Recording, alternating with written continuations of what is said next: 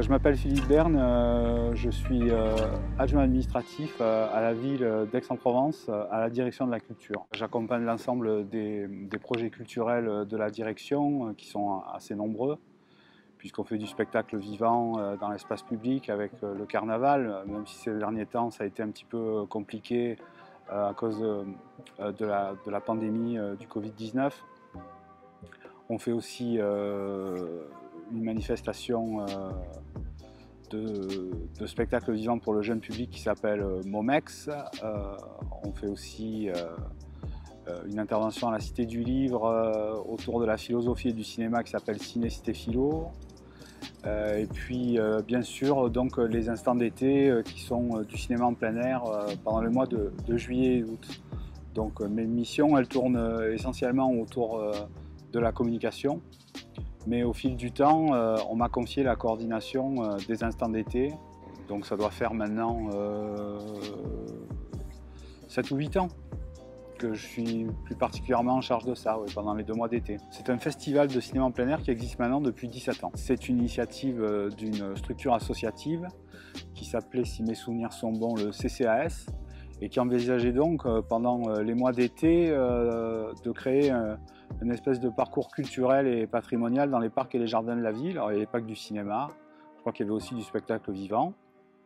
Et puis cette association a fini par péricliter, ou en tout cas quitter notre territoire. Et du coup la ville a repris en charge les instants d'été, plus particulièrement autour du cinéma en plein air, mais aussi de l'opéra, en partenariat avec l'Institut de l'Image, donc qui est une association aixoise basée à la Cité du Livre. Alors en général, les techniciens de cinéma du Sud et Tilt sont deux, quelquefois 3, mais deux paraît suffisant en fait pour en 2 heures, 2 heures et demie installer les conditions de la projection. Et nous à la direction, on est 2 agents en règle générale. Un qui va être sur l'accueil du public. Là, avec la période Covid, on a été obligé de mettre en place un système de réservation. On a en plus, depuis le 21 juillet, l'obligation de demander le pass sanitaire. Donc on n'est pas trop de 2 en fait pour faire l'accueil du public et pour vérifier tous ces paramètres-là. Il s'agit en fait de faire une proposition aux Aixois qui ne partent pas en vacances. Ou alors aux touristes aussi de passage, c'est leur proposer en fait une soirée conviviale dans les parcs et les jardins de la ville autour d'un film, mais avec aussi toute cette convivialité qui peut précéder la projection autour d'un pique-nique en occupant en fait les espaces du parc. On compose la programmation, et vu qu'on n'a pas forcément des objectifs de rentabilité, on a cette liberté de pouvoir faire des propositions qui sont des fois un petit peu moins évidentes que celles qui pourraient rassembler le plus grand nombre. L'objectif, c'est aussi d'amener les gens à apprécier un cinéma peut-être un peu différent que celui qui est proposé par les grandes plateformes ou par le cinéma grand public qui est tourné autour des blockbusters ou tourné autour du simple divertissement. Il y a donc quand même un objectif aussi pédagogique, montrer un petit peu l'histoire du cinéma et essayer de trouver des fils rouges comme ça au cours d'une saison ou entre les saisons pour montrer comment le cinéma peut différer en fonction des auteurs, en fonction des pays. Donc on se fixe un cadre qui consiste à valoriser le cinéma à travers toutes ses formes, puisqu'avec notre partenaire, le Festival Tout Court, on fait du court-métrage. On essaye aussi d'avoir un petit volet jeune public avec le film d'animation. Et puis bien sûr aussi, on propose donc du long-métrage, mais aussi du documentaire. Et l'objectif, il est aussi donc de saisir un peu le cinéma dans son historicité. C'est-à-dire que chaque saison, on essaye justement de représenter différentes décennies, les années 80, les années 70, les années 2000. Donc on essaie comme ça de balayer assez large. Mais c'est vrai qu'on essaye de varier comme ça les genres et les époques pour satisfaire le plus grand nombre. Mais toujours quand même dans un cadre qualitatif et quand même assez cinéphile. On a à peu près, nous, 9-10 films à présenter. Et c'est vrai qu'à chaque fois, Donc il y a un travail de recherche qui est fait pour pouvoir présenter après une synthèse un peu critique ou historique pour resituer en fait le film dans le cadre d'une histoire du cinéma. Alors après, ça peut être intéressant de parler de la personnalité d'un auteur, de parler de son parcours, mais de parler aussi, selon les films, des moyens que va déployer le cinéma pour illustrer un sujet. Donc ça, c'est vrai qu'on prend toujours 4-5 minutes avant la projection pour introduire le film. Un rapport avec notre public que j'aime qualifier d'horizontal. C'est-à-dire qu'on ne veut pas simplement être un programmateur qui va comme ça offrir une programmation à son public en gardant un peu de distance, mais on a envie de nourrir cette idée de partage. Donc cette idée de partage, elle va se traduire en termes de lien social par le fait que pour venir à la manifestation, en fait, nous on procure une occasion de rassemblement finalement. Donc on va se rassembler entre amis, on va se rassembler en famille et on va venir autour d'un pique-nique, profiter du parc et voir le film. Et puis il y a aussi surtout l'idée de partager un spectacle et des émotions tous ensemble. Puisqu'en fait, comme personne ne l'ignore maintenant, la consommation des produits culturels, même s'il y a tout un tas de lieux culturels, notamment sur notre territoire qui se portent très bien, en termes de cinéma et donc tout le monde de l'image, elle se fait énormément aussi à la maison, avec les grandes plateformes de diffusion que peuvent être Netflix, Canal+, Amazon Prime maintenant, Apple aussi rentre dans la danse. Et en fait, l'idée qu'on veut porter nous aussi, c'est l'envie de continuer finalement à voir des films tous ensemble et à partager des émotions ensemble. On ne se dispute plus maintenant autour de la télécommande, hein. Il y en a un qui va prendre le salon, l'autre va partir dans sa chambre et puis va regarder son programme. Donc ce qu'on veut justement, c'est garder cette chose primordiale qui consiste à partager un moment de vie ensemble et à renforcer une idée de lien comme ça à travers le partage d'une émotion. Mais il y a aussi peut-être à côté de toi des gens que tu ne connais pas.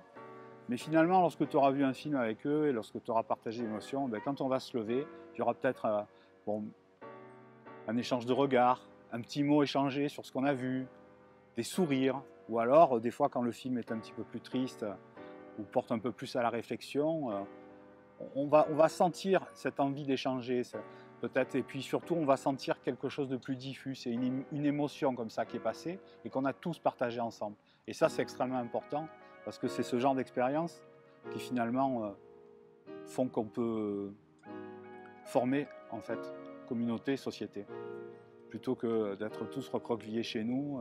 C'est le film qu'on va choisir qui va procurer une émotion, qui va susciter une réflexion. Après, nous, on est là pour construire en fait une opportunité de rencontre. Voilà, c'est ça vraiment, véritablement notre rôle. Et après, bon, il y a ce que je te disais tout à l'heure autour d'une mission pédagogique. Ça serait peut-être un mot un petit peu pompeux, mais quand même cette idée.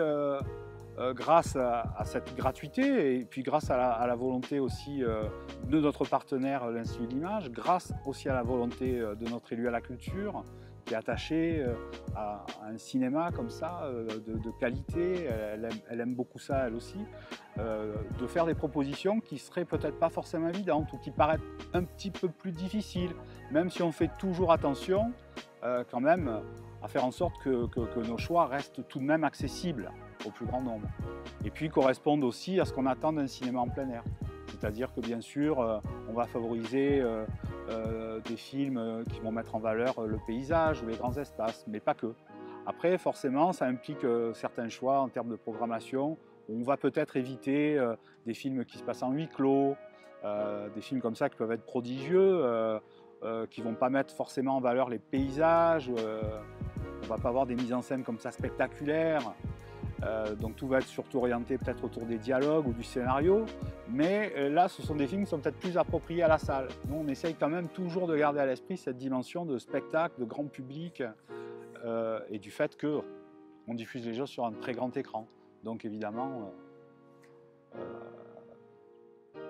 l'image est importante, le paysage est important, la nature est importante dans sa représentation au cinéma, donc c'est un critère qui compte. Déjà en termes de technique, nous on travaille en collaboration depuis de nombreuses années avec une association à Marseille qui s'appelle Cinéma du Sud et Tilt, Donc eux nous aident à la programmation, puisque la programmation elle se construit en fait d'une manière collégiale. Donc nous à la direction de la culture, on va construire un petit peu tout au cours de l'année tout un ensemble de propositions. Puis après on se rencontre, on met les propositions sur la table, et que ce soit avec Cinéma du Sud et Tilt ou avec l'Institut de l'Image, après on essaye d'équilibrer. Et puis l'expertise qu'ont nos partenaires en termes de cinéma, en termes de cinéphilie, nous aide quelquefois à affiner nos choix lorsqu'on a une demande un peu plus précise. Par exemple, il s'agissait cette année de trouver un film qui illustre le Brésil. On avait envie de proposer comme ça un voyage au Brésil, puisque avec les instants d'été, on essaye aussi de voyager comme ça à travers le monde, pour proposer aussi des visions différentes du cinéma. Et c'est vrai qu'on était un petit peu coincés, parce qu'il y a beaucoup de films brésiliens qui traitaient de l'univers de la favela, qui étaient des fois dans des ambiances peut-être un petit peu trop violentes pour un film projeté comme ça dans l'espace public. Enfin bref, on était un petit peu en panne. Et à l'Institut de l'Image, on nous a suggéré de projeter Orfeo Negro, en fait, un film de patrimoine qui a eu la Palme d'Or en 1959 et qui vient d'être ressorti là. Et donc du coup, on a pu trouver une réponse adaptée à notre problème. Donc c'est grâce à l'expertise de nos partenaires aussi qu'on arrive à peaufiner tout ça. Puis après, Cinéma du Sud et Tilt nous aide bien sûr à la mise en place technique, puisque là on a des techniciens, on a des projectionnistes professionnels qui viennent installer l'écran et qui mettent en place la sonorisation du parc. Donc maintenant on est surtout sur de la projection numérique et on est sur des qualités techniques qui sont formidables pour des jauges qui peuvent aller jusqu'à 500 personnes, voire des fois un petit peu plus, même si là c'est un petit peu plus compliqué, notamment en termes de son, pour arriver à équilibrer tout ça, parce que si on veut sonoriser aussi bien l'arrière que ceux qui sont devant, c'est compliqué, parce que sinon ceux de devant vont en prendre plein les oreilles pour que les autres entendent. Donc ça, il faut arriver à trouver le juste milieu. Et c'est vrai qu'il est arrivé qu'on aille sur des projections où on dépasse allègrement les 500. Je pense même qu'il y a certaines projections, on avait fait Woodstock une année, je pense que là on était autour de 900 ou 1000 personnes au pavillon Vendôme, c'est sûr, parce qu'il y avait au moins 1, 2, 3 carrés là, qui étaient, celui-là aussi était plein, enfin bref. Et ce qui est plutôt agréable avec cette manifestation, c'est qu'il me semble qu'elle s'est bien installée maintenant dans le paysage culturel aixois, puisqu'elle a déjà 17 ans, donc elle a un public fidèle, qui s'est élargi, qui s'est diversifié. Ah ben moi, ce que j'ai envie de rajouter, c'est qu'il faut aimer le cinéma, qu'il faut aimer le bon cinéma. Nous, on a fait le pari de faire aimer le bon cinéma, donc il faut venir nous rejoindre. Et puis, il faut s'abonner sur Facebook, sur Instagram, pour avoir de nos nouvelles, et puis pour pouvoir aussi tout simplement donner son avis. Ce film m'a plu, ou alors c'est quoi ce film? Il m'a pas plu là. Et puis c'est comme ça qu'on construit quelque chose tous ensemble.